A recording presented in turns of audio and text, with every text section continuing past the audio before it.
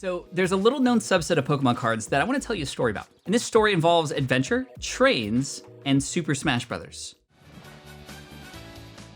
Now, in order for me to tell you this story, we need to travel back in time 20 years. In November of 2001, Super Smash Bros. Melee came out on the Nintendo GameCube. The Pokemon universe had already been a part of the original version of the Smash Bros. That came out in 1999, but it only featured Pikachu and Jigglypuff. In Melee, two more characters were added to the roster, Mewtwo and Pichu.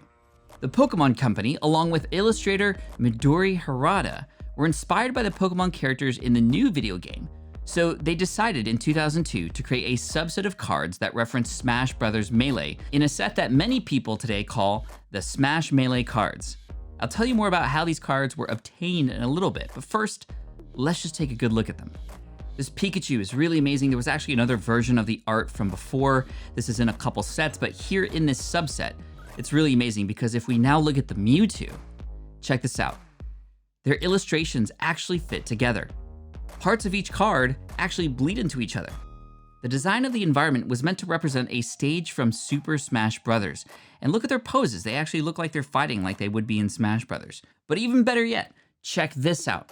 When we translate Pikachu's card, it says, Smash Link. Yeah, Smash Link. Unless you have any basic Pokemon named Mewtwo on your bench, flip a coin.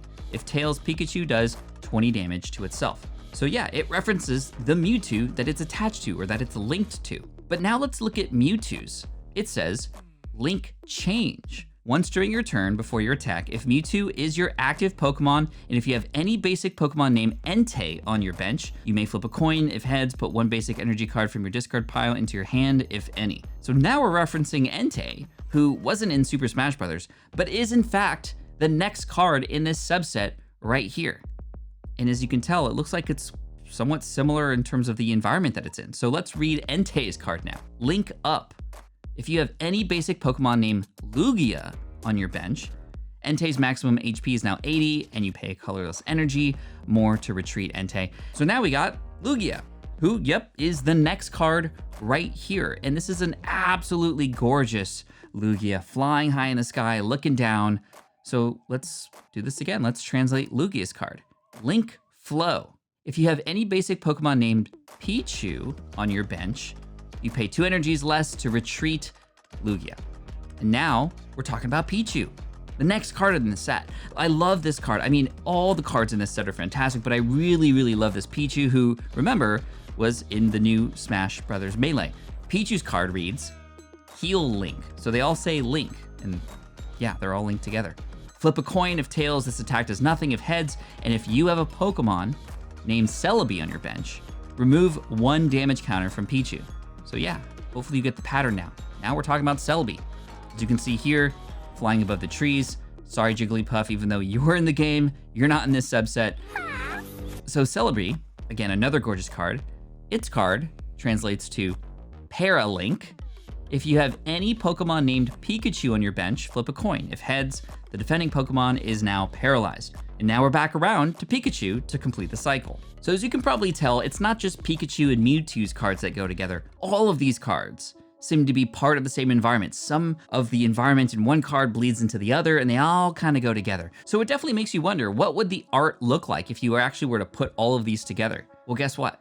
Somebody has already done that for us. Isn't this incredible? Big shout out to Pro Chaos, a member of the E4 forum and a massive collector who was kind enough to let me show off his piece here in this video. He took all the artwork from each of these cards and he rendered them in Photoshop to create this single piece of artwork, this masterpiece right here. And you know what? He actually got a printed version of this signed by the illustrator herself, Midori Harada. So how awesome is that?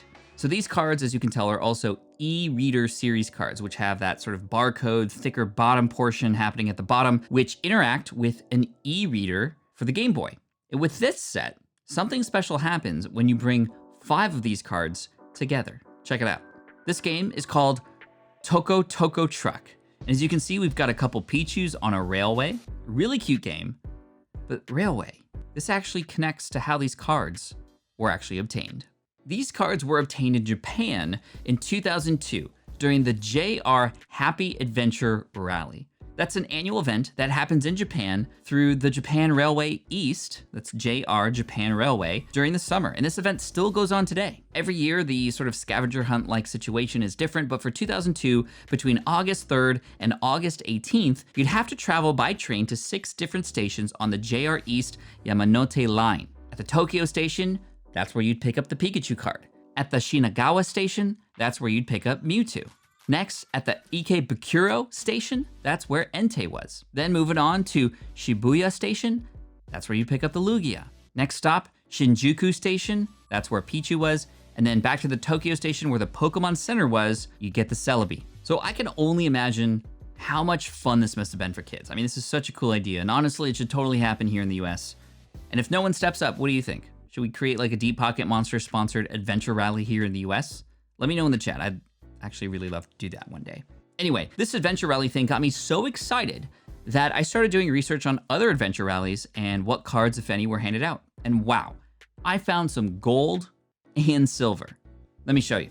In the year 2000, you'd have to go around and collect stamps at various stations, and then if you complete the rally, you get a promotional card. So this silver line award here, let me show you what's inside. Yeah, it's an English promo card, which is really interesting, right? A WotC Black Star promo Mewtwo, which was, fun fact, illustrated by Christopher Rush, a prominent Magic the Gathering illustrator. This card was actually first given away in the April 2000 edition of Nintendo Power Magazine. Then it came out here, and then the same artwork, you might recognize it in a set called Legendary Collection from 2002.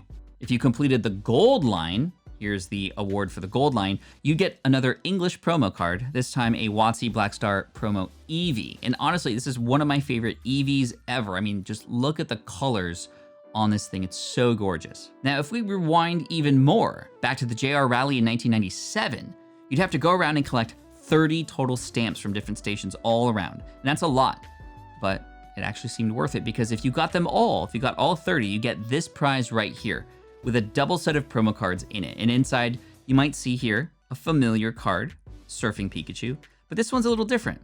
This is Mount Fuji Surfing Pikachu. You can see the mountain there. And alongside it, you also get a promotional Mew artwork that later became known as Lily Pad Mew, which we even still see today, like in XY Evolutions. This isn't the original printing of this card artwork though, although it's close. Originally, it came from an insert in the February 1997 issue of Koro Koro Comic, although that one was printed on a glossy cardstock, this one on a regular cardstock. I mean, there's so much to unpack here in these JR rallies, and literally we've only scratched the surface to more cards, more trophies, like this gold Lugia coin from 1999. As you can see, it's so awesome looking.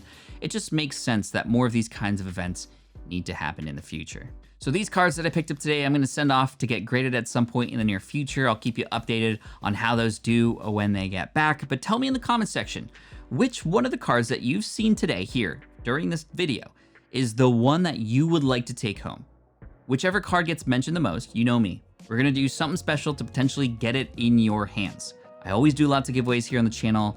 At each subscriber milestone, we run a big promotional event to give these things away. And our next one is at 50,000 subscribers. So help out the channel. Let's get to that 50,000 subscriber milestone. Also hit that like button too. It's an easy way to help. And make sure you subscribe so you don't miss out on your chance to win. So when you're ready, go ahead and watch the next video right here. I hope you enjoyed it.